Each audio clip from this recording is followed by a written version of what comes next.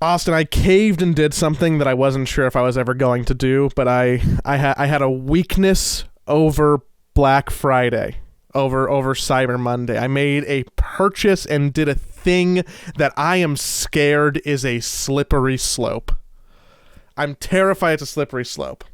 Because the way you started that sentence, I had a lot of other ideas of what you potentially did for the first time that you were hesitant about. But no, go on. Yeah, Black Friday shopping. Okay, I did a very casual felony. I built a keyboard, Ooh, like a real proper like case, and bought switches, and it's really oh it feels so good. It's not really coming over the microphone to me, but it's on the recording, so you can pretend. You can just pretend. Wow. It weighs like 15 pounds, and I put it together for the first time, and I'm like, I think I understand how people like this. What an expensive hobby. I'm still mad at myself about that. What an expensive hobby. It's like $150 for like a case and a board, and for those listening to the podcast version, not looking at the YouTube video, I got like a full. I need a number pad. I am a number pad person. I work with spreadsheets, motherfucker. So it's a bigger model. Then you got to buy switches. Then you got to buy keycaps. Then you got to buy a fucking core. It's like $300 to like build like a nice decent keyboard. And like I'm happy that I did it, but still kind of mad at myself that I did it. I told myself it was an early Christmas gift, and the gift that I gave myself for working TI. Could I pay you to make a second one? Yes, I would. All right. I would do it for free for you if you just buy the stuff. I'll buy everything, but I'll pay you. I actually Ellie got me a keyboard made for my birthday last year, and it started malfunctioning, and I sent it back like 2 different times, and every single time it comes back, it's still not working. There's just like some dead keys, and I'll like pull out stuff and then like fix it, but then somewhere else on the board it'll be some dead keys, and I just can't seem to so in my frustration, because I was playing Dota with it, and sometimes my keys just wouldn't work, which is incredibly frustrating, where you think you're like, man, how was I late using my blink dagger there? Oh, it was because my key wasn't working. Was it like sporadically unresponsive? Like would it just like die, or would it come in and out? It would like kind of depend on the pressure that I put on it, but like once I found a dead key and I found like the angle or pressure that I would put on it, I could repeatedly like do it over and over and over and over again. If I slammed it like really hard, then maybe it would start working a bit. But yeah, so it was kind of periodic, but also replicable when I found it. I'm not going to pretend that I'm an expert. I did just build a first one like this weekend. But for anybody who cares about keyboards, I got like hot swappable key switches, so I didn't have to solder them in, which I thought would be easier, but I realize now is actually more of a pain in the ass, because anytime that I take a keycap off, like the whole switch kind of wants to come with it. And when I put the switches in the board, I thought that I did them all correctly, but then when I went to go test the keyboard, I bent like 12 different switch pins putting them in, like just a little bit improperly. So I had to like pull out a bunch of different keys and get little pliers and bend it back and forth and hope that it was okay, then put it back down, but then it would bend again, so I have to like try it. So like it was definitely a little bit of learning, a little bit of trial and error. The only thing that I am not happy about is I don't have a normal space for a delete key. So currently on my keyboard, I have 4 different buttons set to be delete. And I'm just seeing which one I naturally gravitate to the most. And I'm going to keep that as the actual delete key. I miss having a caps lock light, and I miss having a volume knob on my keyboard. So I think if I were to do this again, I would look for a model with a volume knob and like a caps lock nums lock indicator. I've never done volume knob on my keyboard. Never been about that. How do you control the volume on your computer? Do you like just use the Windows interface? Actually on my PC, and now I have this Go XLR. That I use that to control the volume. But normally I just, bottom right. Yeah. I like the volume knob. I like the volume knob. And I don't like not knowing where my delete key is. But if anybody has keyboard questions, hit me up in the Discord. I'll post pictures after the episode. I'm proud of my first child. Yeah, it looks great. Yeah. Looks very clean. I like the clean look quite a bit. Yeah, I'm a fan of blank tops and side prints on it. So it's that's kind of the keycaps that I went with. Nice. What's new and exciting with you? It was Thanksgiving. How was your Thanksgiving? Thanksgiving was good. We did Friendsgiving. So we went to Hotbit's house, and Ellie, we went there about noon and left about 8:30 p.m., I believe. So Ellie cooked like 5 or 6 dishes, and then some other people brought like 1 or 2 other dishes, and then that was the meal. So it was very good. Ellie did a excellent key lime pie. She's pretty good at that. Probably the standout. Yeah. She's a very good cook. She does a very good job on all these things. So, but last time we did Friendsgiving, it was at our place, and it was like 12 dishes. Ellie made a lot. And it's not like you have like an apartment kitchen. So like doing 12 dishes or even 8 dishes or even 6 dishes in an apartment kitchen is like not the most easy thing to do in the world. Yeah, it was a lot of time and stress, and we had the cleanup left afterwards. So this time around, I put like a hard limit. I was like, all right, you're only doing... She kept on trying to do more. She was like 9 dishes, and I'm like, no. How are we going to survive without the cranberries? Yeah, okay, funny story about that. We cranberry sauce was one of the dishes. It's Ellie's favorite dish of Thanksgiving.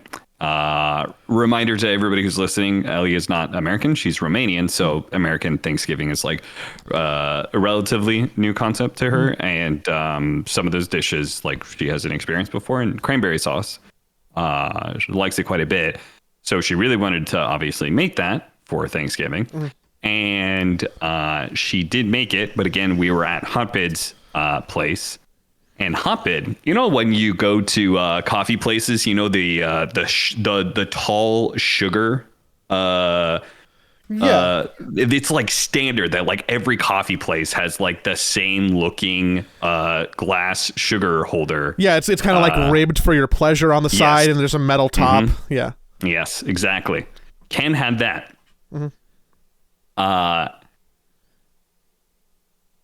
Ellie asked Ken, "Is this sugar?" No. He said, "Yes, that's sugar." Made the cranberry sauce. Took a taste test. Immediately spit it out because it was salty. That's disgusting. Cranberry sauce is not supposed to be salty. No. Those are 2 very different flavors. So did Ken just didn't have sugar in the house apparently at all. Did he cop to... Because that also means that he hasn't used it, right? Yeah, I would assume so. Otherwise, somebody has been putting salt in their coffee every morning. I feel like that would be noticeable depending on the amount you put in. So that's like... as somebody who talks to Ken at least 5 days a week, like this story really tracks. Yeah. Hotbid has he moved into his house relatively recently. Yeah. So there was a lot of stuff that he was missing. Like I went and spent an hour searching for a meat thermometer, but would you believe it? Every place that had meat thermometer that would normally carry a meat thermometer was out, because I'm gonna guess that is the most common utensil, kitchen utensil that people go out of their way to buy near or on Thanksgiving. Because everybody goes, how am I gonna know if the turkey's done? And I yes, guess, yeah. It's like one of those like kind of essential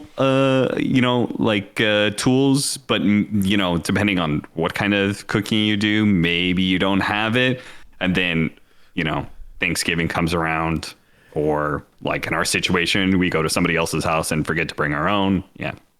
It feels like So- there's definitely like a defining line of like adulthood for some things that you own, and I think meat thermometer is firmly in like the adulthood bucket. Like I Yeah. needed one of these at some point, and I have cooked a meal at some point. It's probably useful, right? 95% of adults that are living in a dorm or just fresh out of college probably do not have a meat thermometer, but simultaneously 95% of homes with a family where the parents or just people are above the age of 40, 45 probably have a meat thermometer. So what's interesting about this conversation that I'm thinking about, like American Thanksgiving and our lived U.S. experience, is that today, as a lot of people probably saw on their timelines, Spotify Wrapped came out. Right, everybody's like, "Look at my music!" Oh, all the Spotify Wrapped memes. But that means that I also got to be treated from Spotify for some side pull stats, which I thought were really interesting. And I can tell you that 27% of the audience on Spotify, American. And it's the biggest, and it's a plurality. It's the biggest part of the pie. So we are speaking to exactly a little bit less than 1/3 of the people on Spotify who really understand what we're talking about. And most of them probably are some degree of confused for tuning out. But to you 27% who also probably had Thanksgiving, I hope you had a good Thanksgiving on Spotify. You know, speaking of that, there's going to be one more American joining in on listening to the podcast. In fact, this might be their very first episode of the podcast to listen to, because my mother recently discovered my YouTube channel. Oh, no. Now, I do not put a whole lot of things on my YouTube channel. It is pretty barren. I'm a very terrible YouTuber. I'm a bad content creator. I will cop to that. But I did recently, the reason it popped up is she found my YouTube channel, she subscribed to it, and I put out a video recently. It was the Camp and Blitz podcast. Which she told me that she was like, yeah, I'm halfway through a video where you're interviewing your friend. And I was like, oh, that's okay. Yeah, you're talking about the one I do with Blitz. Okay. Yeah, and I thought to myself, like, okay, well, that one's going to be pretty dry, frankly.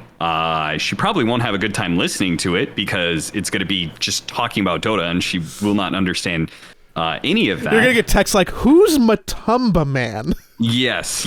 She was telling me, like, yeah, I'm listening all about. She's like, I did find it interesting listening to how Blitz went through the process of recruiting Nisha. Right, she actually remembered that name and everything, and so, but I was like, okay, I mean, like it'll be dry, it'll be boring, but like there's nothing in there that'll be like awkward for my mother to hear about my life compared to this one, right, Joey? Because we've had some interesting conversations. I'm just thinking, like, I want you to know the self-restraint that I have right now from blurting out like 20 different things. You know, the first one came to mind was you remember the clink of the weights? That was an early one that we did. Yeah. I remember that. I remember. I don't even want to say stuff.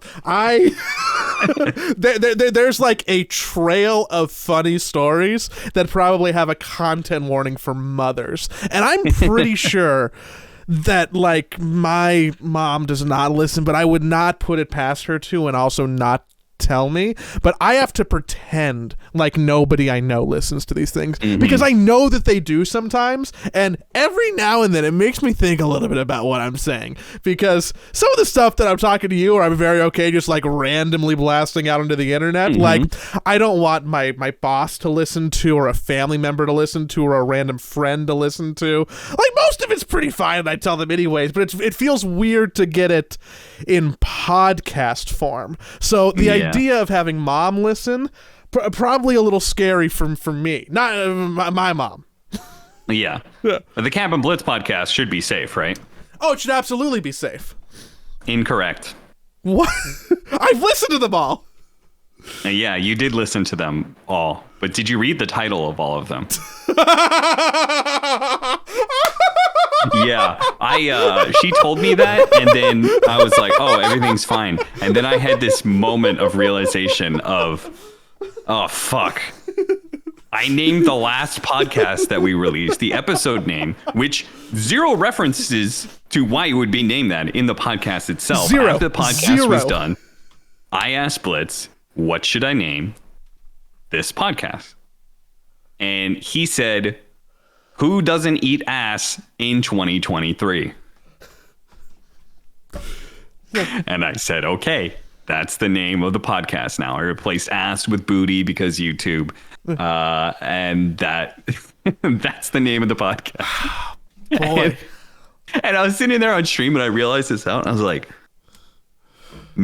I mean, what are the chances that she A, reads the title, and B, knows what that means exactly? I'm going to say yes to both. Yeah, it was yes to both. We had a conversation recently and she did indeed. It's like, why'd you name the show that? Somebody left a comment saying that, like, oh, this is like a really funny reference to episode 1 when they were talking about somebody who was eating ass, and I'm like, I want to take whatever you're having and join your mind palace, Mr. Commenter. Yeah. And so that happened. And then I also randomly put out other content. I put out my patch analysis, which she also apparently got through. Like she's doing this while she's like doing other things at the same time, right? She's not like just sitting down and watching it, right? And she's doing it in chunks. But she went through my patch analysis, which she was like, yeah, I would just kind of like tune in whenever you would get like really angry or something. But after that, I have been playing Dungeons and Dragons again, and I have been putting that on the YouTube. And she was like, yeah, now you've got this next thing going on. And I was like, oh, I'm playing a Dungeons and Dragon campaign. And that might be like something that, I mean, out of all the content that is on my YouTube channel, none of it is for non-Dota people. So that's the one thing that, maybe she'll find entertaining. But I also gave her the link to this podcast. So she might be listening to this for the first time. Oh no, I'm sorry. Don't go back to the episodes. They're like they're not all great. One day I would like to visit the river behind your house. It seems nice. That's all I know. Shit. Maybe you should call her more. Maybe she just wants to hear your voice more, and that's where this content viewing is coming from. That's true. Or she's really supportive, which is very sweet. Yeah. No, she both my parents are very supportive. It's just, they don't really know anything about Dota, so normally they don't really consume any of this content. But my mom, I mean, frankly, if she's listening to this, Mom, I love you, and this is way better to listen to than you watching the gambling streams. She watches other people do, their YouTube videos of people going to casinos and playing slots. Is that like because you get like 1% of the high that they get when they win? You're like, ooh. Yeah, exactly. I think that's what it is. Yeah. Oh man. And just to be clear, my mom is not a degenerate gambler whatsoever. She's a normal gambler. She's very safe. She's just living through somebody else's degeneracy. That's what's going on there. Okay. I just had an hour-long phone call with my grandma before I'm doing this podcast, and the entire time I was just listening to her play slots on her computer, and not like real money, like online slots, like old buy the CD, like from like Best Buy, 20 slot machines on CD-ROM, like fake casino, fake money, and you just hear the reel spinning on the speakers when she's talking to me, and she's like, yeah, can you believe when Aunt Margaret said at Thanksgiving she was so cranky? And I'm hearing like jackpot noises in the background, and I'm like, you're living your best life, Grandma.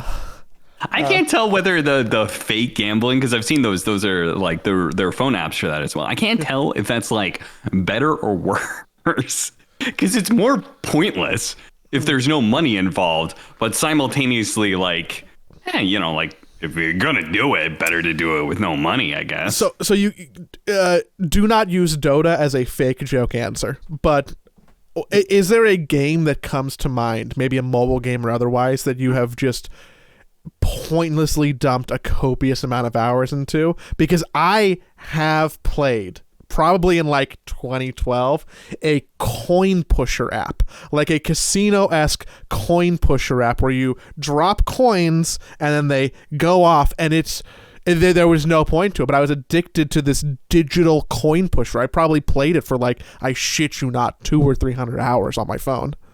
What the fuck is wrong with you? A lot of things. That's why I should go to therapy, but here we are doing a podcast, not the same thing. Yeah, all of that time, you could be fixed as a person, Joey. You could be entirely fixed if you spent all that time in that coin pushing app instead in therapy. Like, holy crap! To answer your question, I put in 97 hours on Marvel Snap, but that is not a pointless game. It's competitive. So yeah, you were getting something more out of that than I was getting out of the coin pusher, where I wanted to get the low polygon balloon animal off the edge for the extra bonus. Like, the only other game I've played that much is, I probably played Marvel Snap more, but TFT. I played TFT a decent amount. That was a fun climb. Little bit. I enjoyed it, and then yeah. You know what I've been seeing a lot of people play recently? Artifact. Fucking Artifact. Can you explain why this is all over my timeline? Like, fucking there was Purge is playing it in Costco. People. 700 people watching Purge's stream play Artifact with Slacks. That's more than he gets with an average Dota stream. That's probably the most an Artifact stream has ever gotten in the last 5 years. Dude, it was probably just so much of it, not just Dota people novelty of holy crap, I miss Artifact, I'll check that out, or something oh, holy crap, this guy's playing a dead game, but there's probably a significant portion of people who were why the fuck are there hundreds of people watching Artifact right now? What the fuck is this? There's probably decent 50 to 100 people who didn't even know who Purge was. Yeah, dude, I still think Artifact is fun. I'm going to continue to be an Artifact apologist for all time. I probably should have played with them. I probably could have joined in a little bit. Yeah. I'm still holding on to my axes. They're going to be worth something someday, I swear. That's my casino, baby. It is the 5-year anniversary of Artifact. I was going to say 5-year anniversary of it being released or being re-released. Or dying, I'm not sure which, but either way, I feel like they all happen in the same year, so it's probably a 5-year anniversary for all of those things. But it says, that's a thing. People are doing that again, and I'm with you. I still think it was a fun game. It's still the second most played game on my Steam library. 653 hours. Yeah, how much of that was just when we were in the Illuminati beta, though? I didn't spend that much time in the beta. Interesting. Frank. Yeah. Okay. Before we jump into some Dota stuff, and while we're talking about games, I actually have a game recommendation. Something I haven't done in a minute, but I feel strongly about this because I think I played a game that other people will like that is chronically untalked about and has been undercovered in the indie sphere because we've had a really good year of just games to play, right? So I think that some have got kind of lost in the sauce, but I played this game called Laika Aged Through Blood. It is a Metroidvania style game. It's a pretty light Metroidvania, but it's a Metroidvania style game where it's like Metroidvania. It's like Hollow Knight meets Happy Wheels meets Bullet Time because you are on a motorcycle transversing the entire level, and you're riding your motorcycle doing flips to reload your gun, and when you're shooting you're going into bullet time and slow down. It's one hit one kill on everything in you, and there's actually a pretty intricate story that's interwoven, and the whole time I was playing it I was like, this is really good. Why is nobody talking about it? And the reviews are overwhelmingly positive on Steam. It just hasn't gotten much press. So it's primarily a recommendation for people to check out if you like Metroidvanias or if you like Happy Wheels or bullet time games. There's something in there for everybody. It's like an offbeat Metroid game, kind of like Yoku's Island Express, in the sense that it's takes the formula and uses some weird mechanics with it. But you liked it so much you wrote a Steam review about it, right? I tweeted about it. Oh, you tweeted about it. That's what it was. So I bought the game outright because you tweeted about it. Give me some credit, developers. This guy's an influencer. Yeah, I want review codes. It's good. I recommend it. It's probably a good Steam Deck game. It is coming out on Switch also eventually at some point, if that's more your speed. But would recommend. I wrote a script, and I am contemplating making a TikTok review and fucking around with that format, because I got inspired to do something, because I feel going back to your roots, huh? I feel like, yeah, my TikTok roots. I'm a Zoomer. To try and no, your game review roots. Yeah. In cyber garbage. Yeah.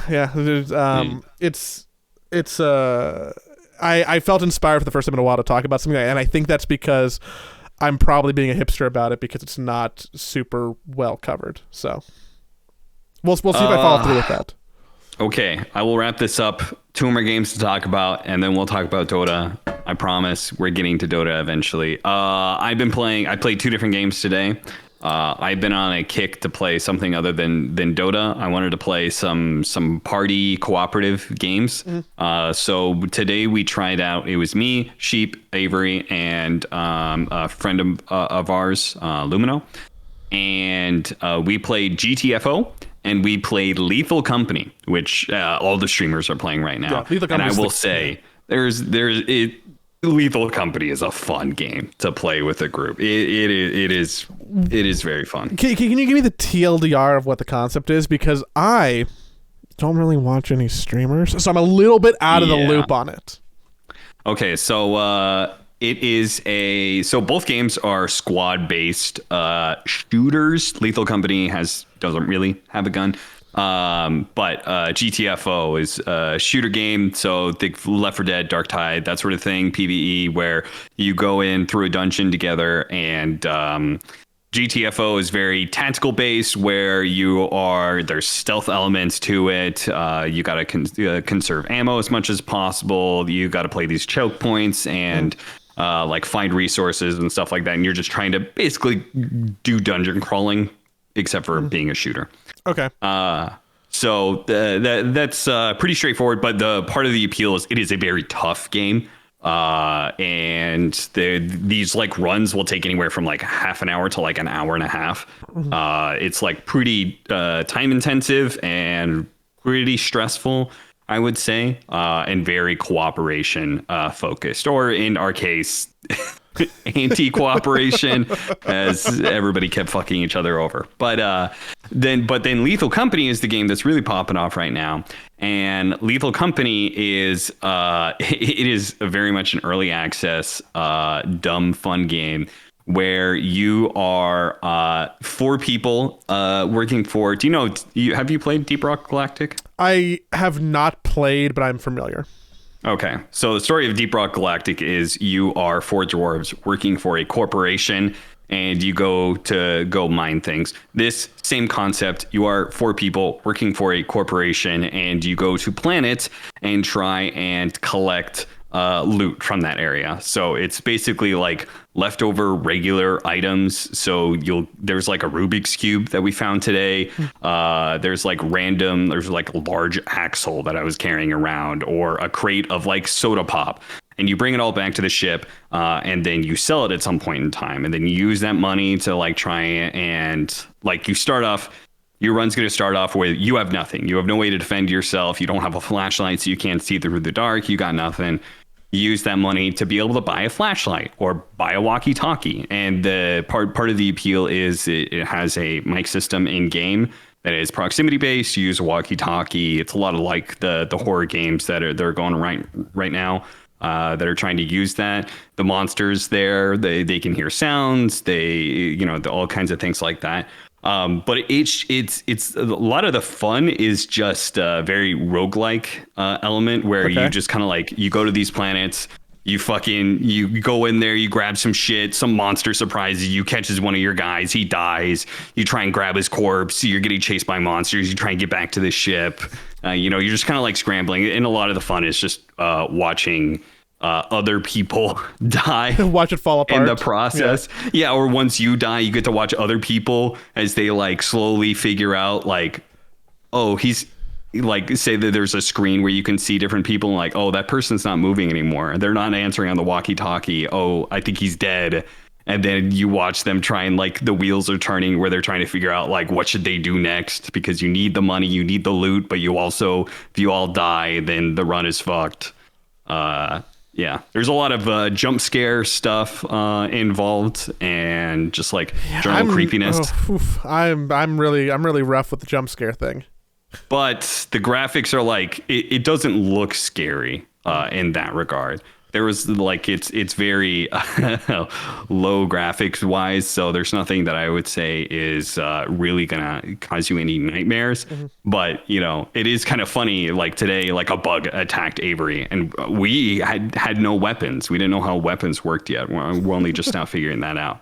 We had no weapons. It attacked him, and it got on his face, and and I'm just like sitting there like, this thing's on his head, and I can't do anything to get it off of him, and then he just dies, and I just run away because I can't do anything about the monster. Anyway, a lot of fun. I can see why all these streamers are playing it. They did is it just your very squad good job at this game. Is it just your squad of 4 people, like against the environment, yes. or like there's not like other people or other? No. And just every your run is squad new. Of 4. Yeah, there's different planets, but every single time. So the layout is generally the layout of the planet is the same, but the dungeon is gonna reset every single time. So procedurally generated in that regard. I assume monsters and everything, and the loot is all procedurally generated as well. But yeah, great game. Highly recommend it if you got some friends to be able to play it. There is a mod where you can get up to like 20 or 30 people. But yeah. Good. Well, thank you for telling me what that's about, so I don't sound like an idiot now when someone goes, "Hey, have you seen?" And I go, kind of." Yeah, it's the hot streamer game. Yeah, we need one of those every season, right? So. Yeah. This is the new Among Us, or whatever. Good. People like to see people scared. That's, I think, what we keep on learning is that if you want to play those streamer games, you got to be okay getting a little spooked. Yeah. Sheep definitely had some hyperventilating moments where she was like crouched in a corner and not sure what to do about a monster that's about to kill her. I got eaten by a giant. That was an experience I had on one of my first runs. Didn't really see that coming. Yeah. I don't love spooky. I'm okay with spooky, but again, jump scares. I'm a little jumpy boy. And it's not like the scary or the nightmare or like it's like the sound effect sudden thing I wasn't expecting, like move in my chair situation. I don't like that instantaneous spike of fear and adrenaline. It makes me not happy. I'm not a big fan of it either, but there's definitely, it's more stressful than it is jump scare. Okay. Maybe I shouldn't have said jump scare. There's only a limited amount of that. Okay. But that's it. That's it for other games other than the Dota. I got a little bit jump scared when I saw ESL put out their schedule for the year, and I went, because that is such a fucking stretch. You can't, what are you doing? You leave me out to dry. All right, Joey, what jump scared you about ESL's schedule for the year? A couple things. Okay. One, it's pretty well communicated for November of the year before. Like, it's interesting that we have this amount of information that's that public. I think that it's good, but I wasn't really expecting that. Two, I got jump scared by the fact that I'm scared that these might only be the only real Dota events happening. because we don't know what else is going to happen, and I assume that more is going to happen, but like we don't know that, and that world is scary. 3, I got jump scared by looking at the dates for the qualifiers and then seeing when the actual events are. Why the fuck are we playing qualifiers in January for an event in April? Yeah. Yeah. Ugh. Yeah, that's That's you're like one minor major patch or just a team not really gelling well for a minute away from like having. That's a long break. A lot can happen in those months with teams. Maybe it's because that's the only time they could fit it in the calendar, because the calendar is going to be so busy with so many other people throwing their own tournaments. Right? I mean, that is the optimistic take on the situation. That is maximum amount of optimism. Yeah, that is really weird. So for ESL in Europe, they've announced they're doing an event in Europe. You can kind of always assume ESL is probably going to do one event in Europe. Probably, I would assume, looking at Germany or Sweden. Maybe we'll go back to Birmingham. I wouldn't be opposed to that. And then ESL One Asia, which that's an American joke for 27% of you motherfuckers. I heard that joke way too many times at Birmingham. The ESL One Asia, which has been Malaysia every single time, almost ever since we stopped going to the Philippines.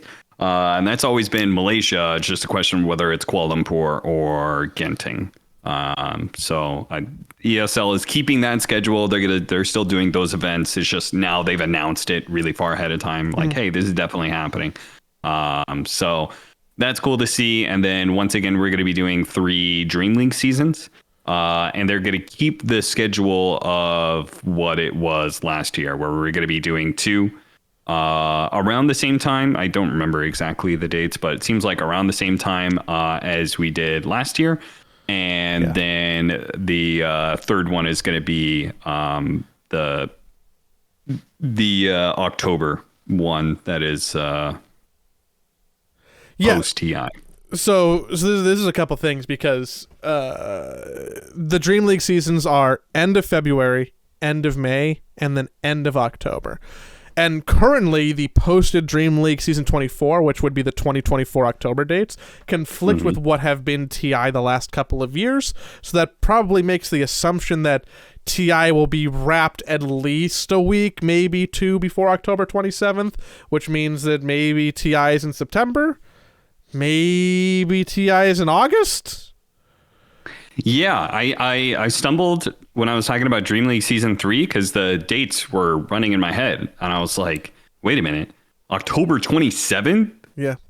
That is not...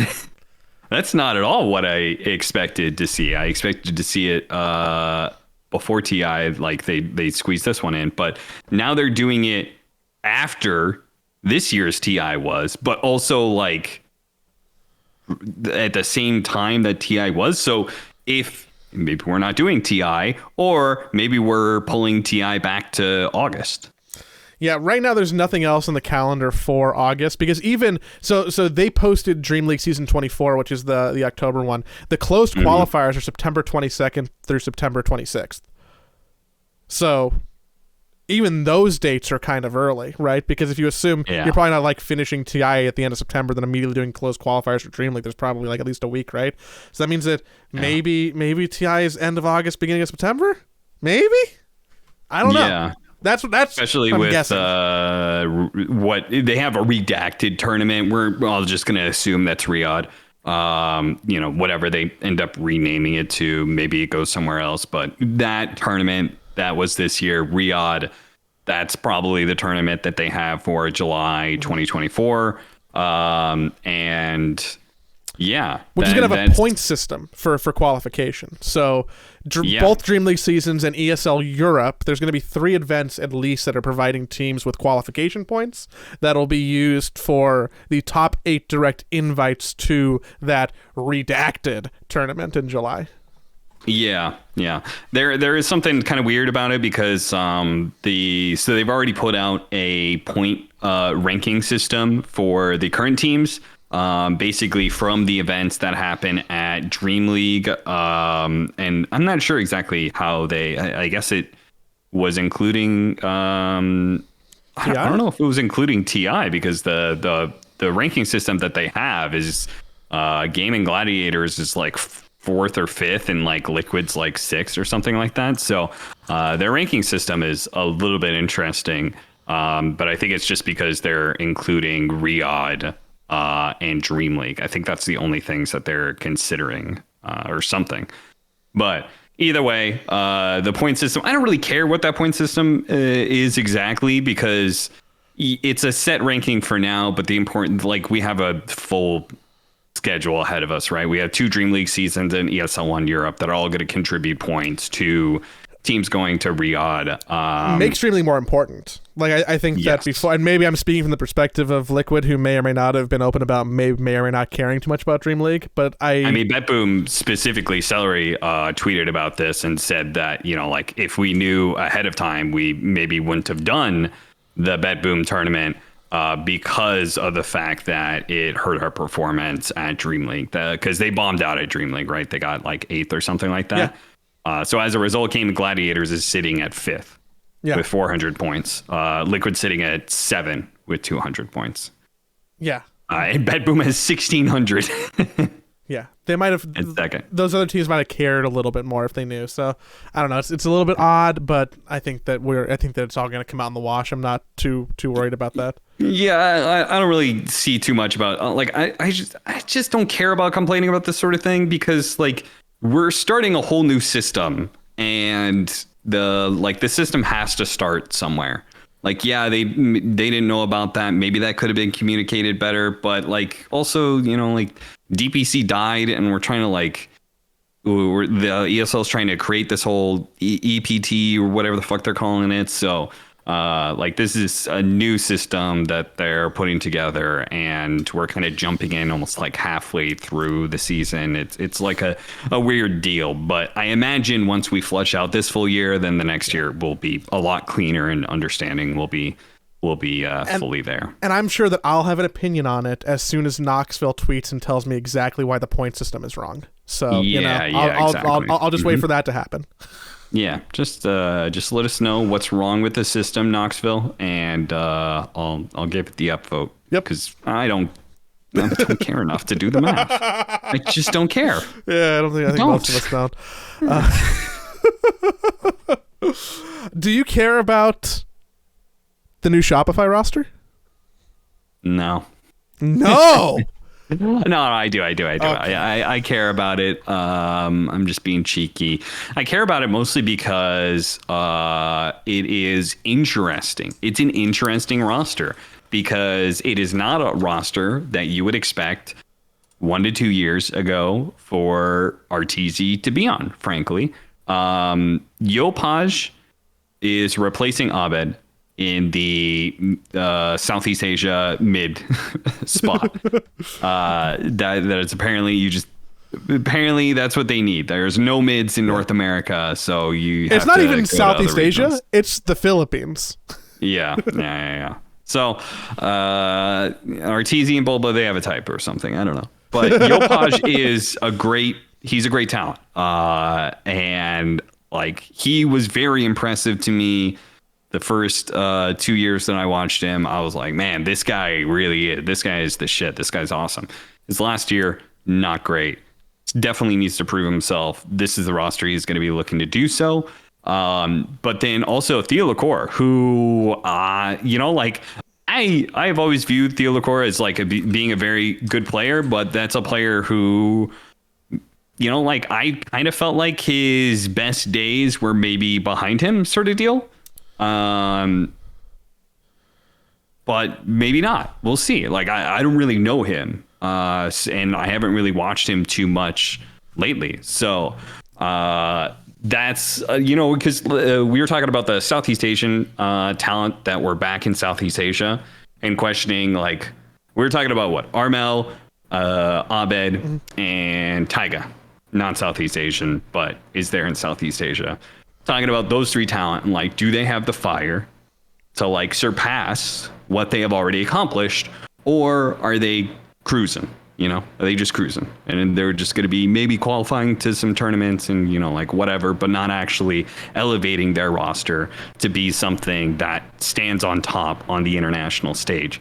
This roster for Shopify Rebellion has a lot of question marks about that. Can these players achieve the same level of success that you would expect the presumed number one seed of North America? Can they achieve some of the same results that were honestly not that far away? Evil Geniuses, again, second at back-to-back majors. They had the Team Liquid spot at one point in time. Yep. You know, they were almost the best team of the year until, you know, TI and they crashed and burned. But like, they had a very solid run. They were very good not that long ago.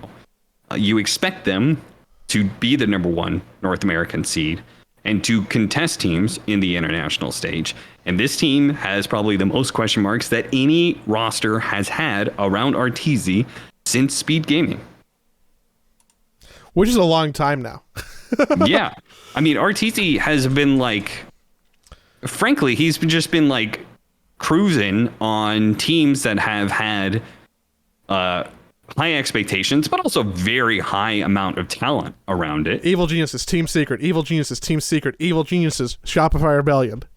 Yeah. Maybe those rosters like haven't always achieved success, right? But you always expected them to do so. This is a roster that I actually feel like could be really good for RTZ, or it might be the end of his career, in that like this is a roster that you have to prove that you're the number one North American scene, that you deserve respect, not just the name, you know, that you actually deserve to be feared, because obviously the last year or two hasn't done you any favors, and this new roster doesn't like bolster you on just reputation alone. So it'll be interesting to see if again these players, RTZ himself, are they going to step up and deliver?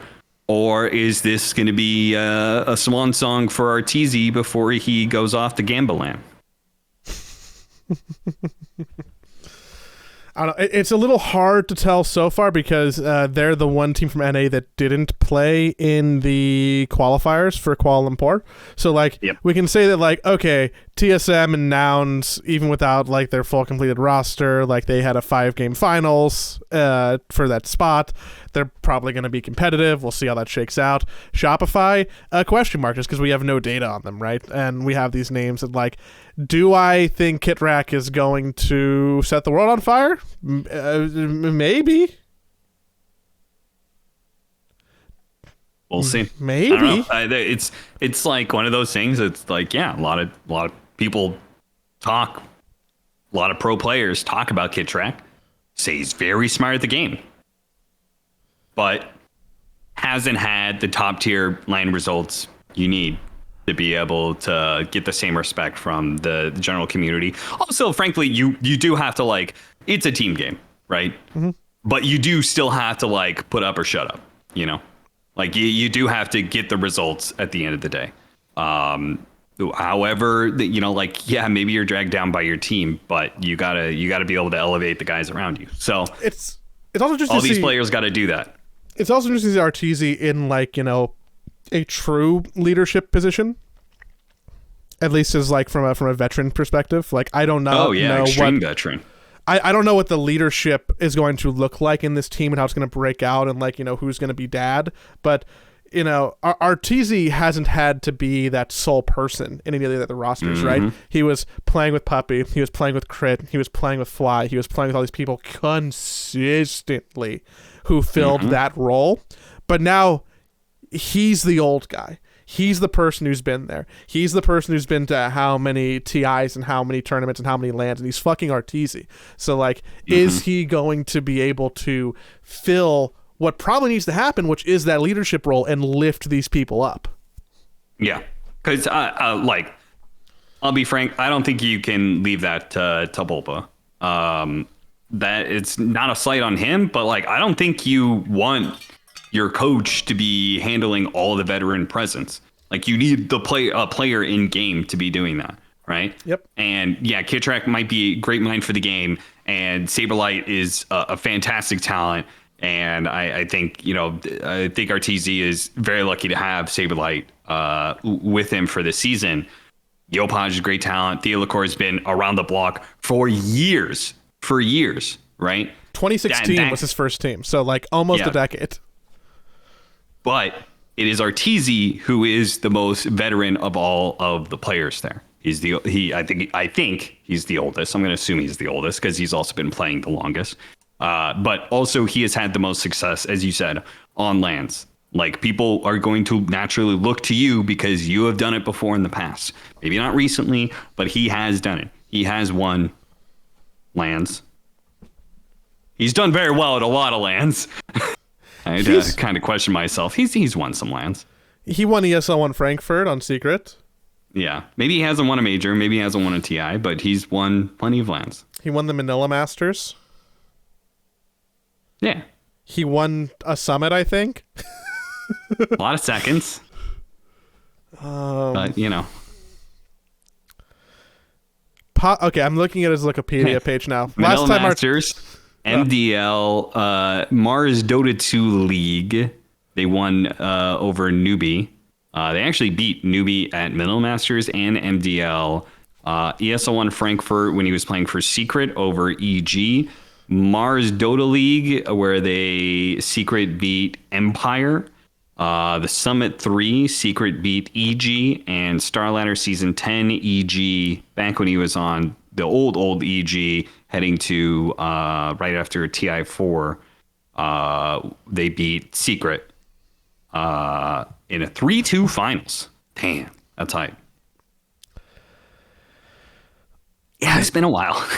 The last time that he has a notable first place was 2017. It's been 6.5 years. Yeah. I mean, those were decently sized events at the time, but no, as we alluded to, no majors, no TI. But got to get it done. Maybe this is either that, or it's time to go the old traditional path of a pro player retiring and head out to those streamer pastures, Hey everybody, I'm gonna queue up a Terrorblade game and listen to some music. I hope you want to watch. All right, we got to talk about this.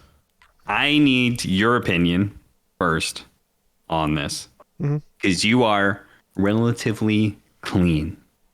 Your opinion is relatively clean. So give me your opinion on RTZ doing the gambling streams. He went over to Kick, obviously got a shit ton of money from Kick to be streaming on their platform. And part of Kick's whole thing is that they are owned by Stake. And so when you are a partnered streamer for Kick, you have an obligation to gamble for their site. Was it stake.com? I don't even want to put that into my browser history, because who knows what I'm going to get tracked with. So he RTZ, who has won,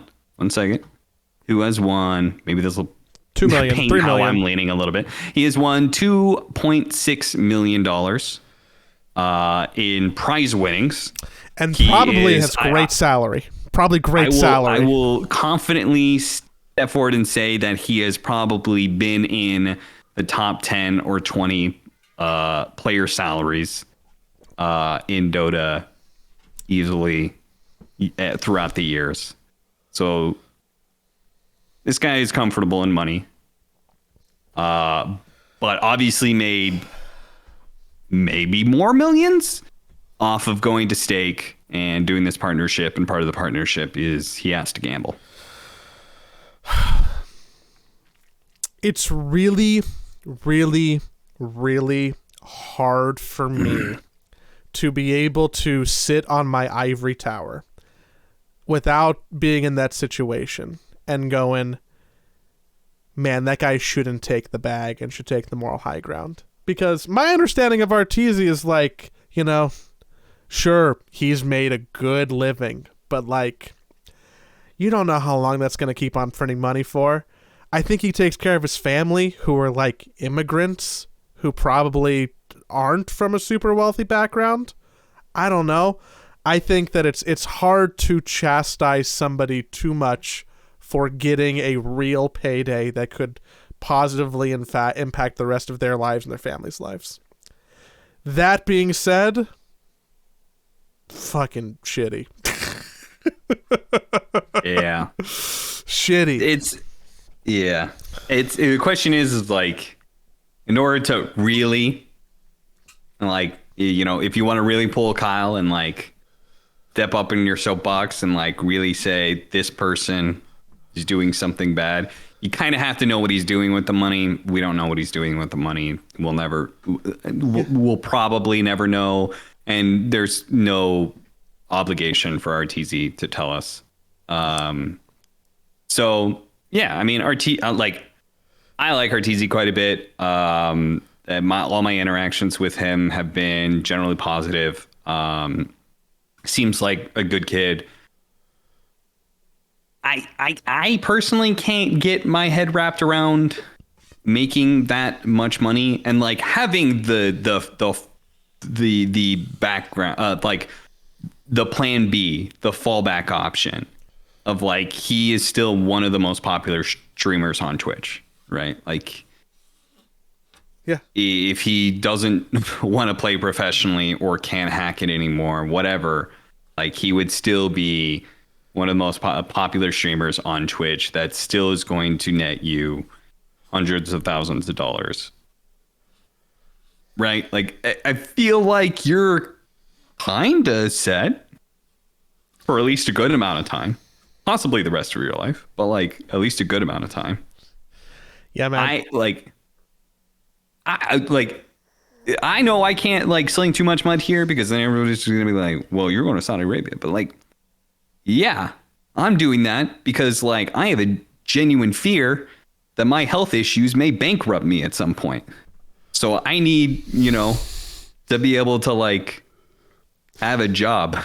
It's not even that's like a well-founded fear. That's like a legitimate like, you know, concern that I have. Yeah. So like, yeah, and also frankly, I think it's like it's unreasonable for me to like throw away my whole career at this point in time.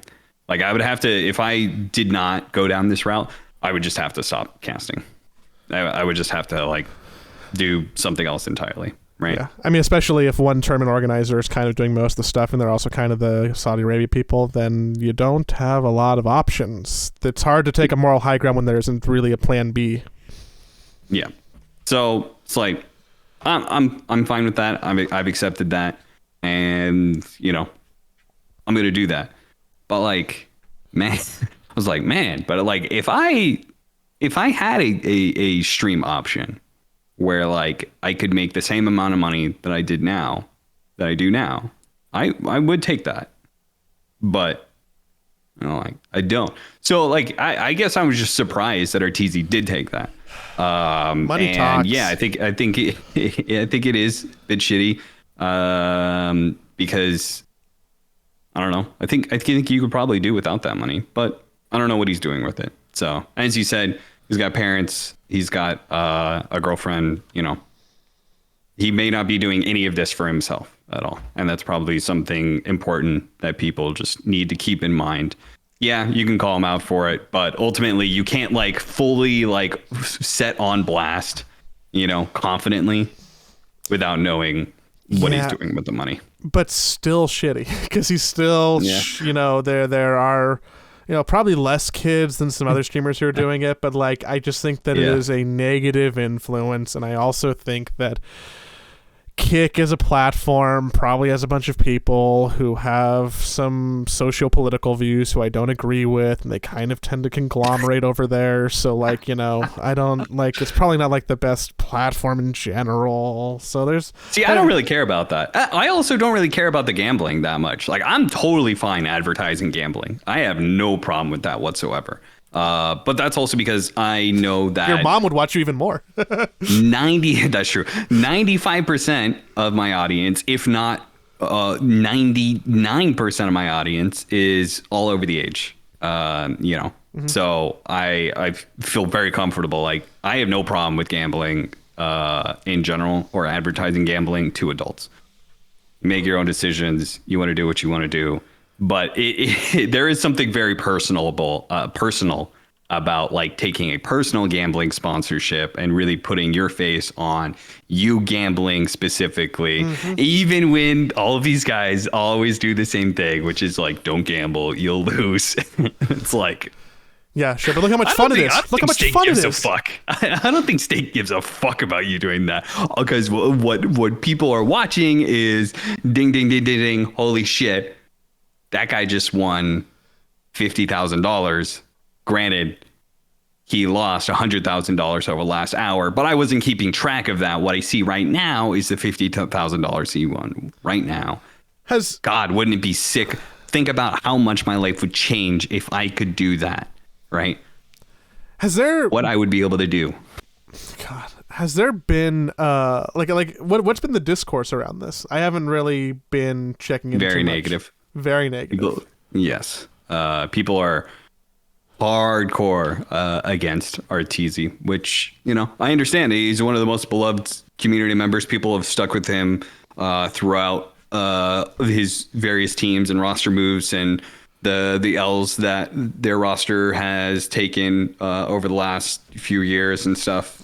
So it probably sucks to see him go that route. But if you want to make money right now in esports, it's either Web3. It's either Saudi Arabia, gambling, or NFTs. Frankly, NFTs are like, the Web3 stuff is most of the time just straight out fucking scams. So at least it's not that, I guess.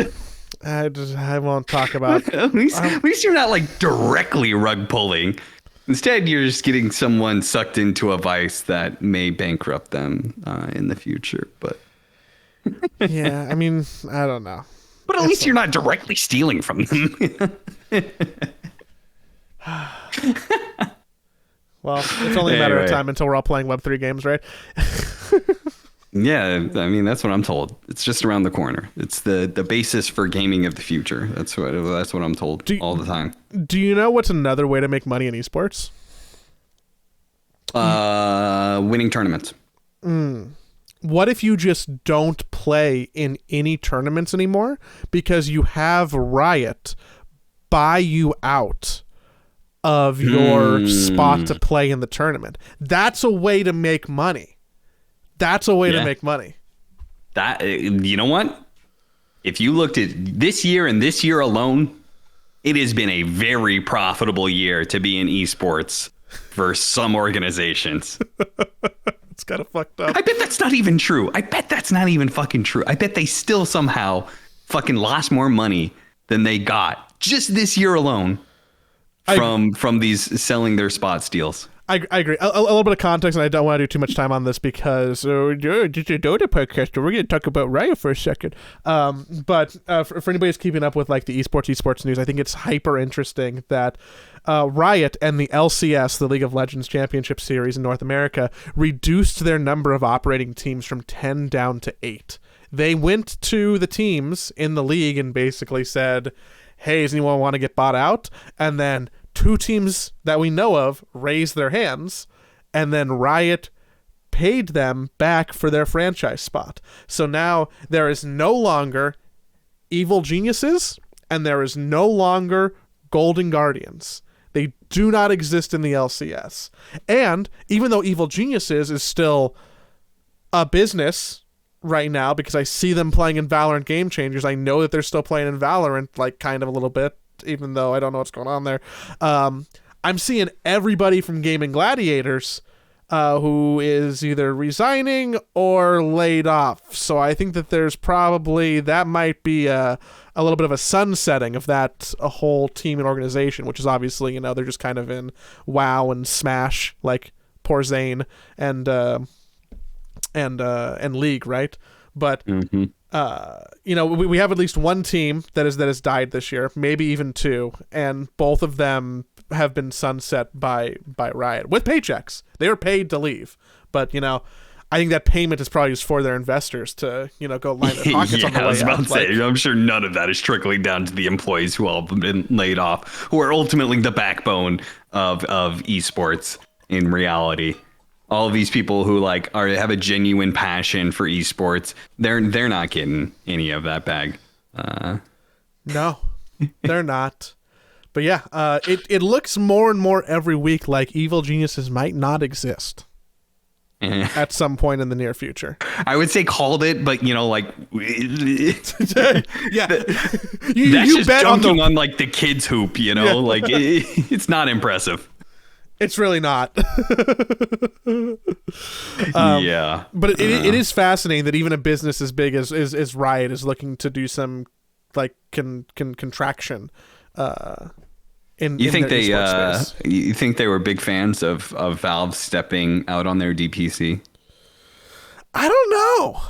I mean, because in some ways they're just like, well, we're just lowering the number of teams. We're not. I mean, look at Valve. They're out. They stopped their DPC entirely. Our circuit, it's still going. Look at how we built up this entire great thing. Sure, we're just lowering the number of teams, but it could be, it could be them. Could be them. You might not have a circuit at all. Still, I still think that not having a circuit, I think it's going to be better for Dota. But from their perspective, it's probably easy to be like, you could just be without an esports team entirely, scene entirely if we stepped away. I've had to. I've definitely read a lot of coverage around the LCS stuff just to kind of see community sentiment and what people are saying, and I haven't seen a single person talk about the DPC. So maybe internally at Riot there is a little bit of conversation of oh well, they compare themselves a little bit to one another. But yeah, if I was Riot, I feel like that would be easy points. Mm-hmm. Easy points just to dunk, well, they stopped it. MOBA, they stopped their circuit, Yeah. But in terms of the fans, that's not the narrative at all. Sure. Not sure. No one's even thinking about that on Reddit, or Twitter, which is fascinating. So I don't know. But RIP Golden Guardians and Evil Geniuses, I guess. There's honestly, it's so weird to me to see all of these posts about the nostalgia and stuff like that. None of that has ever hit me.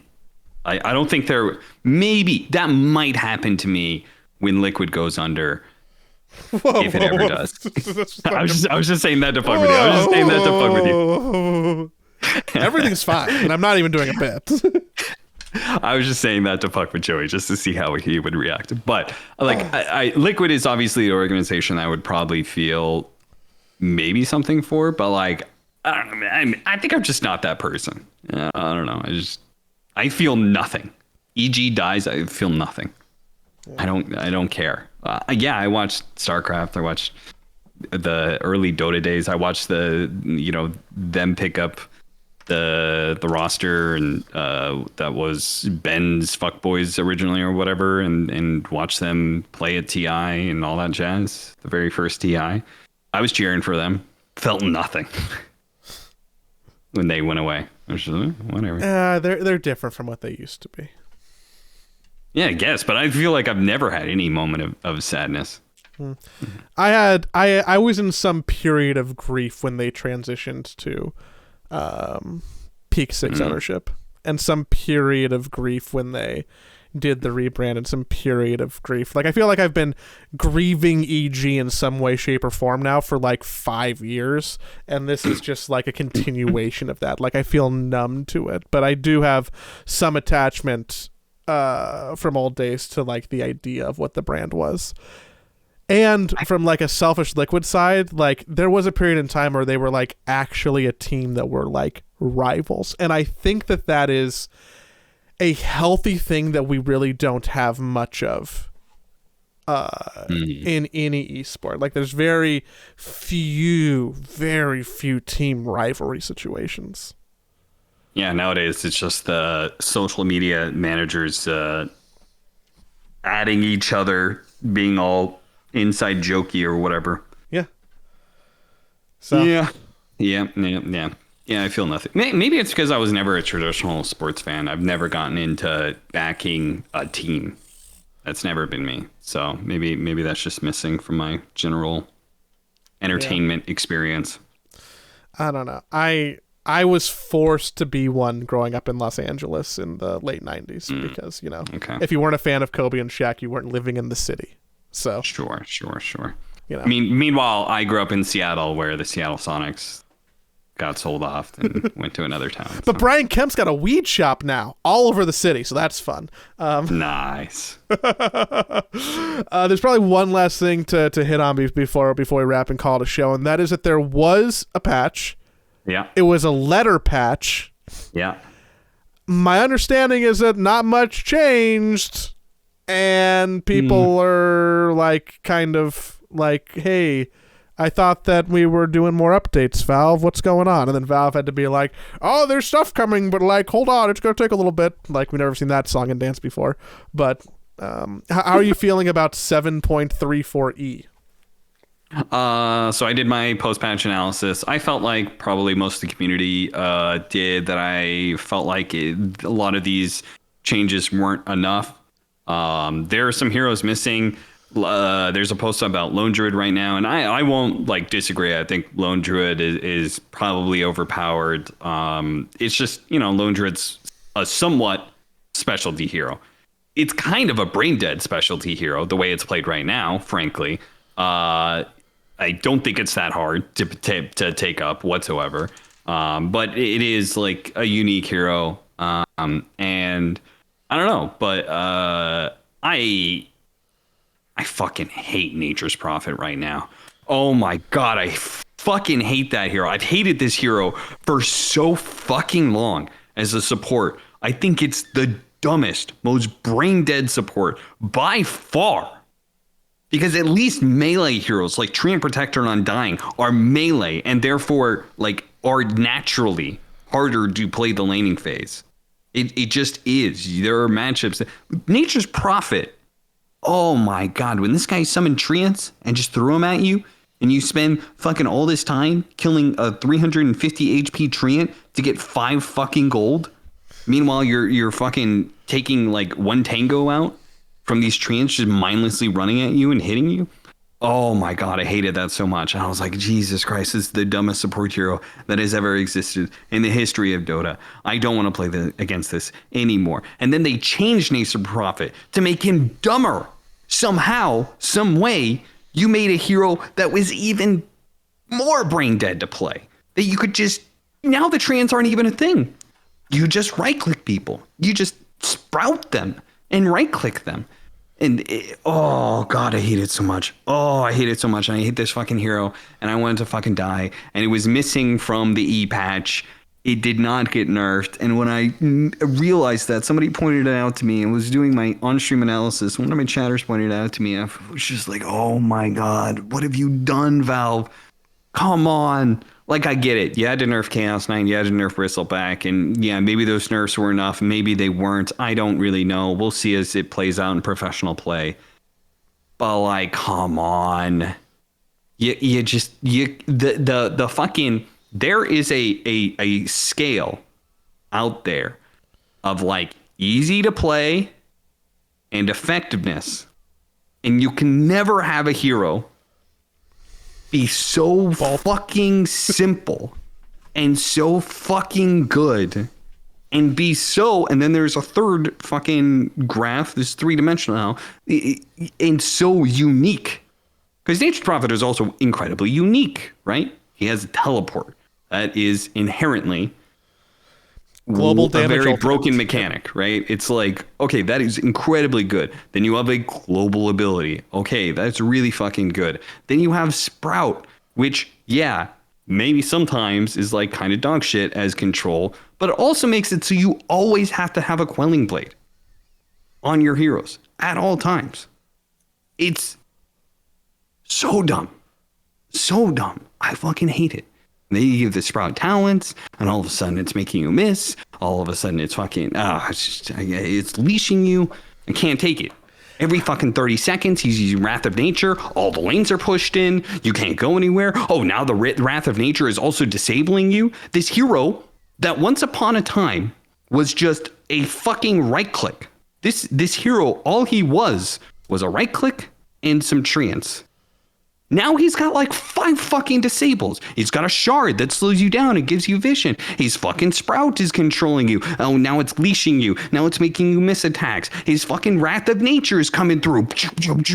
Does fucking 600 damage and locks you down for 3 fucking seconds. Now he has a fucking team fight, like godlike fucking spell, which once upon a time was just damage. And that's all he was. He was just right-click damage, and that was fine. But then they felt the need to like scale him up with every other hero on Dota. But they scaled the wrong fucking hero.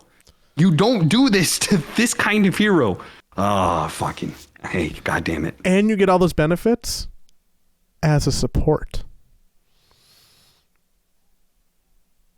They got to do something about this hero. They got to fucking do something about this hero. It's what? Just like Tinker. Tinker is one of the fucking most terrible heroes in Dota. I fucking hate it when Tinker is really good. It's my most fucking hated hero, probably. Mm-hmm. But like that hero takes a lot of skill to play. I can at least appreciate when somebody's doing a million APM to fucking make Tinker fucking cast a billion spells and be blinking all over the map. I can appreciate that. When you lose to Tinker, you can at least take some solace in knowing that your opponent is going to have carpal tunnel in 5 years. Yeah. And you can be like, fuck you, your hands are going to hurt. And you'll win in the long run. But nobody who's playing Nature's Prophet is going to be having arthritis because they're pressing one button every 3 seconds. Yeah. Let me say that there is certain like mental taxes that Dota take on you. And when you are playing a hero or in a role that you're unfamiliar with, there are some heroes that are way more forgiving. I've talked about this a lot, but like I play a certain number of carries when I have to play carry, and those are all the brain dead carries. I play Spectre, right? Why? Because Spectre doesn't rely on positioning nearly as much as any other hero. I don't have to worry about rotate being the right part of the map, farming, so I can rotate to a fight that's happening and join in on it because I have a global ability that allows me to join it at any time. Allows me to play very brain dead. Wraith King. Same general concept, just slightly different. I don't have to worry about my positioning as much because it's way more forgiving because I have 2 lives. Right? I make some sort of mistake, it's way more forgiving because there's so much time that is required to invest in killing me twice that allows my team to be able to rotate to me. So I don't have to be nearly as careful with that. Mm-hmm. When you play support, the positional knowledge that you have there and where to be at certain parts of the map at certain times. Nature's Prophet is a brain dead hero because teleport allows you at any point in time, say it's 2 minutes and 50 seconds, right? Well, what do I need to do? I need to get to the Lotus Pool, right? Okay. You can out harass these heroes to secure the bounty because you have great stats and you have this really annoying spell called Sprout that does damage. You are going to outtrade them on regen, which allows you to be able to take the positional lane advantage to take a Lotus for yourself. And then that begins to scale you up in lane, right? These advantages will snowball. Your positioning as a range hero is particularly important because you try to utilize your range to be able to put damage on heroes without being in their kill zone, right? Without putting yourself in a position to die, be gone on it and die. Nature's Prophet is when it has the best stat gain in the game. So he just naturally scales up so much better than any of these other range supports because he's getting almost like 3 strength a level or something like that. He doesn't have to buy boots because he teleports everywhere. So that means he gets more items into stats, which also allows him to be able to have far more surviving capabilities than a traditional support does. 6 minutes and 50 seconds, Joey. What's about to happen? Oh, we want to go get the wisdom runes. Oh, but you forgot about it. It's halfway across the fucking map, you rube. Oh, yeah, I do that fuck. sometimes. Fuck! What, yeah. what are you gonna do? Oh, that's a big mistake, Joey. Yeah. That's gonna cost you some. You might not be. You have to start booking it. Maybe you have to teleport to the tier 2. Nature's Prophet looks at the map, says, "Oh, it's 6 minutes 50 seconds. I forgot about the wisdom rune. Don't worry, I'm teleporting on it right now. I'm taking your wisdom rune for free." You have to make the rotations. The onus is on you to not only play your own position correctly, but to account for my positioning and to be able to counter it. And even when you do, it doesn't even feel that good because he's a support. He's a 5 position. You made the 2 hero rotation to be able to stop me from taking your wisdom rune, secure your own wisdom rune for your team, and you got a level 3 Nature's Prophet kill out of it. Congratulations. And their carry is free farming. Fucking hate this hero. I didn't notice. It just makes me so mad thinking about it because it's just like Dota is a game that naturally forces a lot of mistakes on you because there's so many things to be thinking about. The mental taxation of all the variables you have to keep account of, especially nowadays with all these like 2 minute, 3 minute, 7 minute bullshit timings, right? You got to keep all that on top of whatever the enemy team's doing, on top of what your own team's doing. So these bullshit brain dead heroes are such a unique advantage in that aspect of the game. And I think it's hard to talk about it like adequately enough because of the fact that most of the time you're just going to be looking at math, right? Oh, this hero does too much damage. It's obvious that you see that. It's hard to be able to talk about the aspect of a hero just being fundamentally easier to play. And then on top of that, they're overpowered, you know? Yeah. So, nerf target number 1, Nature's Prophet. Yeah, nerf fuck target, that guy. Nerf target number 2?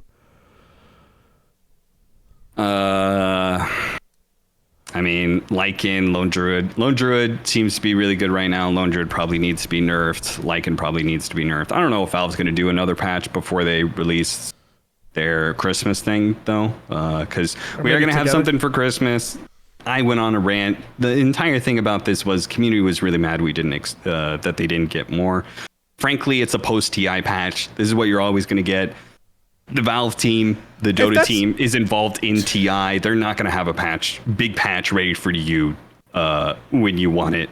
It's always going to be some sort of like October. It used to be October because, you know, TI used to have it in August. We would have some sort of October event. I don't know, it's a Christmas event. I think what they could have done is they could have a week after TI done 7.34E and the entire patch is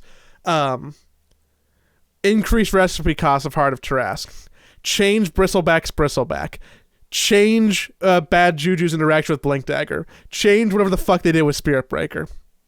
Do that and then give us patch F a couple weeks later with the other stuff. But like, why did we need to wait a month? Why did we need to wait a month for a Bad Juju nerf or for Bristleback to like put more than one skill point in his namesake spell? Why did we need to wait a month for that? Yeah, that's actually a perfectly valid point. That patch probably could have come a lot sooner, and then people would have been a lot more understanding for the patch that is what it is. Honestly, I'm not going to throw any criticism towards Valve until we see what the Christmas patch is or whatever they're doing. When they do their big event or whatever, and they drop that, judge the content for what it is, and then we'll be able to go back on Valve saying, oh yeah, we're not going to be doing battle passes, but that'll allow us to put more work into the game. I think that'll be the true test. Mm-hmm. So we'll see. Hopefully soon. Christmas is in a couple weeks. Like 4. Less than 4. 4. It's in like 4 weeks. TikTok, motherfuckers. TikTok, motherfuckers.